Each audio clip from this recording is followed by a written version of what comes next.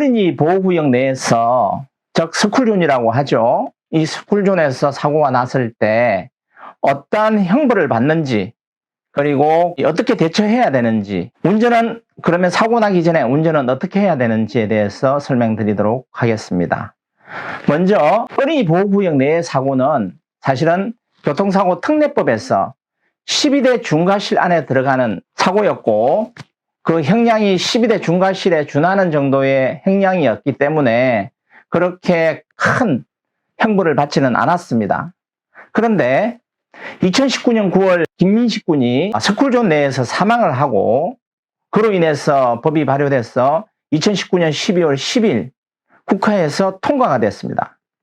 그리고 2020년 3월 25일 날 민식이법이 시행이 됐습니다. 도로교통법과 특정범죄 가중처벌에 관한 법률안이 그때부터 변경되어져서 시행되었다고 보시는 것이 정확한 명칭입니다. 맞습니다. 그래서 그때 시점부터 3월 25일, 2020년 3월 25일이니까 기간이 얼마 지나지 않았습니다. 그래서 지금 실질적으로 법이 시행되고 있습니다.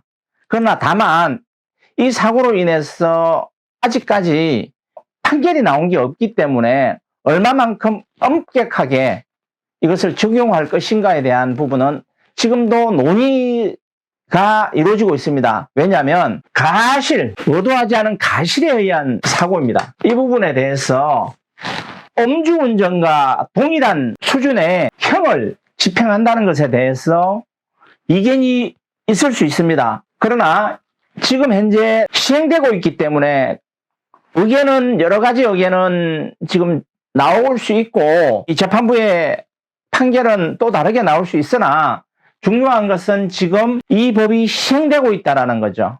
자, 논의는 필요할 것으로 보입니다. 그러나 그것이 바뀐다는 보장은 없습니다.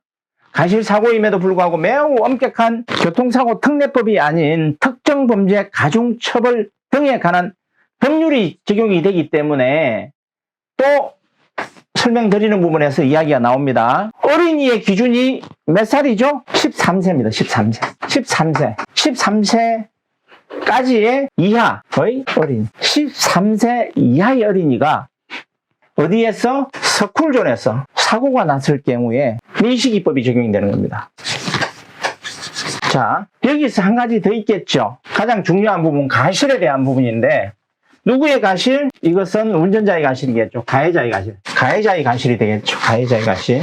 자, 그런데 가해자의 가실에 대해서 이 민식이법에서는 어떻게 이야기를 하고 있냐면, 어린이 보호구역 내 안전운전 부주의로 사고를 일으킨 경우, 자, 스쿨존에서 안전운전 부주의, 안전운전 부주의인데, 자, 스쿨존에서 30km 이하로 운전하라고 했죠. 근데 40km 운전했다, 50km 운전했다, 뭐 예를 들어 신호등 앞에서 정지하라는 팻말이 있는데, 스쿨존에 정지하지 않고 그냥 통과했다. 자, 이거는 명확한 안전운전 부주의입니다. 정확하게. 자, 그런데 다른 경우의 수를 이야기해 볼게요. 이 사람이 20km로 갔어요. 신호등이 있어. 정지선이 있어. 여기 정지했어요. 신호등이 있어요. 여기 횡단보도예요. 그래서 신호등이 있어서 정지했어요. 서행한 후에 멈춰 섰다가 다시 신호등 정상적인 신호 받고 출발하고 가는데, 여기에 차들이 있어요. 갑자기 튕겨 나왔어요. 누가? 어린아이가 가고 있는데, 자, 아이의 가실 있죠? 아이의 가실. 무조건 이 골목에서 이 스쿨존으로 들어왔으니까 아이의 갑자기 튀어나온 아이의 가실부터, 아이를 보호하지 않은 부모의 가실이 있을까요? 없을까요? 이건 부모의 가실도 같이 있는 사건입니다. 자, 그런데 여기에 운전자의, 자, 정상적으로 20km 갔고 횡단보도에 섰고 여기 20km로 가고 있었는데 아이가 뛰어들어서 사고가 났다. 안전운전 부주의 부분에서 과연 이 운전자가 부주의한 것이 1%라도 없을까요? 이 문제가 발생합니다. 이 문제가 여기에서는. 어떻든 간에 운전자 입장에서는 정상적으로 20km 갔고 횡단보도 앞에서 섰고 천천히 20km로 이 스쿨존을 지나갔으나 사망사건이 더 났다고 보자고요. 아이가 그러면 검사는 이렇게 이야기하죠. 주의를 살피지 않은 운전을 했다. 주의를 살피지 않은 운전을 했다. 자, 주의를 살폈더라면 어떤 경우에도 이와 같은 사고에 깊이 있는 사고가 발생하지 않았을 것이다. 그러므로 당신의 안전운전 부주의의 프로테이지는 1%에서 또는 2%, 3%, 4%, 5% 뭐 등등의 프로테이지가 적용이 될 수 있어요. 일반인들이 생각하고 다른 내용의 이야기가 이제 여기서 발생을 하는 겁니다. 자, 그러면 문제는 뭐냐 하면 여기서 민식이법이 뭐라고 그랬어요? 특가법이라고 그랬잖아요. 특가법. 이게 도로교통법과 특가법이라고 그랬어요. 특가법이라고 그랬어요. 자, 특정 범죄에 대해서 가중처벌하는 법이기 때문에 어린이 사망 시에 똑같아요. 어린이 사망 시. 자, 어린이 사망 시에 3년 이상의 징역, 3년 이상 사고죠. 사망 사고죠. 석굴존 어린이 사망 사고예요. 3년 이상의 뭐예요? 징역이에요. 교통사고 특례법에서는 금고형이에요. 금고형. 이건 징역형이에요. 자, 역시 무기징역이에요. 자, 어린이 사망 사고가 아니고 위에 적을게요. 상해 사고, 어린이 상해 사고, 상해. 자, 상해 툭 치면 2주 진단 나온다고 했죠. 염자, 진장, 타박, 내진탕 이런 것들은 그냥 툭 치면 사실은 나오는 거예요. 근데 그것이 안 나온다고 누가 할 수 없고 실제로 그렇게 진단이 될 수밖에 없어요. 툭 치면 목 아픕니다. 왜냐면 몸이 쏠리면서 머리가 앞으로 쏠리고 무거우니까 뒤로 쏠리면 바로 염자, 경추의 염자, 경추의 긴장. 그냥 근육만 긴장해도 그냥 긴장이에요. 그러면 이거 풀려면 2주 걸려요. 그래서 2주 진단 나오는 겁니다. 그래서 이런 질문이 와요. 변호사 사무실로. 아니, 이 가해자죠. 가해자가 우리 사무실로 전화가 옵니다. 본인은 운전을 시속 20km로 가다가 뒷차에 툭 쳤는데, 뒷차로 가다가 앞차를 툭 쳤는데, 그 사람들이 그날은 안 아프다 그러면서 전화번호만 보고 갔는데 범버에 기스 날 정도밖에 안 부딪혔는데 기스도 없었는데 그 뒷날 병원 가가지고 3명이 2주 진단을 경찰서에 제출하고 보험사에도 제출했어요.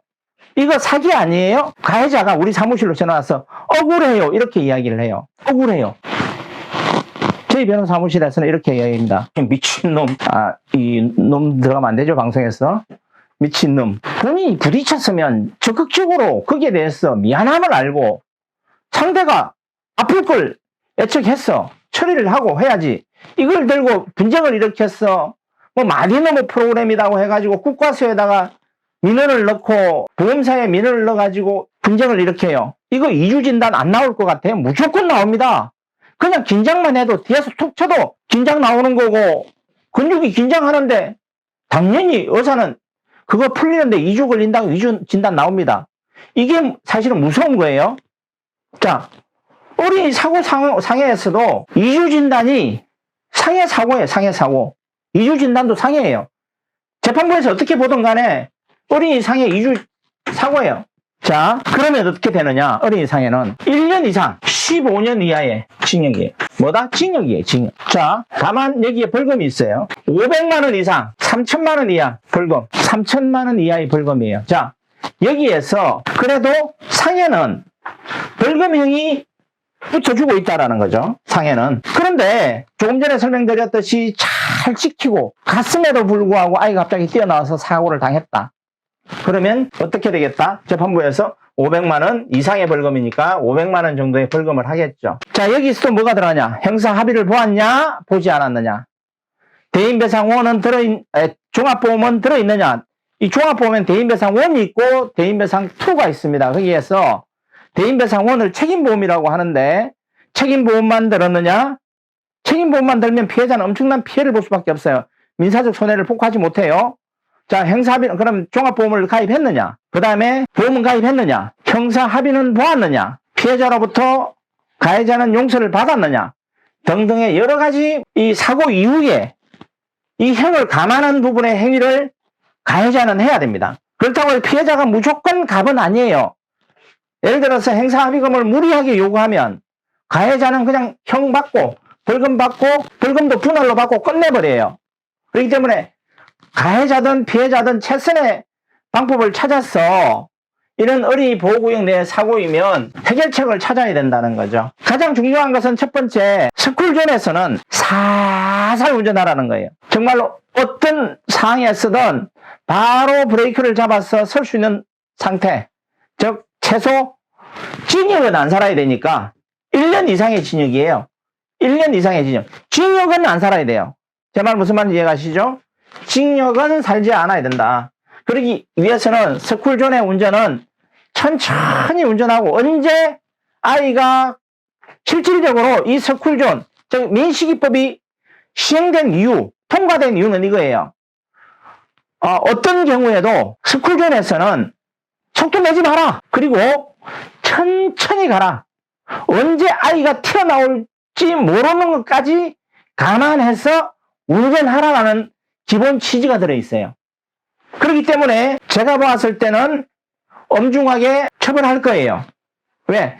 사회적, 전반적 문화가, 운전 문화가 그렇게 바뀌어야 된다는 것이 이 법의 취지이기 때문이죠. 그렇기 때문에 실질적으로 결론적으로 말씀드리면 이 민식이법이 엄중하다, 너무 지나치게 처벌한다 등등 이야기를 사실은 하고 있어요. 어떻게 음주사고와 동일한 법을 적용하느냐, 그 유사한 법을 적용하느냐, 왜 여기다 특정범죄 가중처벌법을 넣었느냐, 등등의 지금 그 국민청원도 올라가 있고 여론들이 있으나 안 바뀔 것이다. 제가 봤을 때는 그대로 시행될 것이다. 왜냐하면 가장 중요한 것은 우리나라의 운전에 대한 문화가, 특히 어린이를 보호해야 될 엄중한 책임에 대한 문화가 아직도 매우 미흡하다. 그렇기 때문에 이 민식이법이 결론적으로 그 문화의 출발점이며, 정신적 출발점이, 운전 문화의 출발점이 될 것이고, 그러기 위해서는 엄중하게 이것이 처벌이 되어져야만이 앞으로 여러 가지 교통사고와 관련된 법도 그에 걸맞게 따라갈 것이다.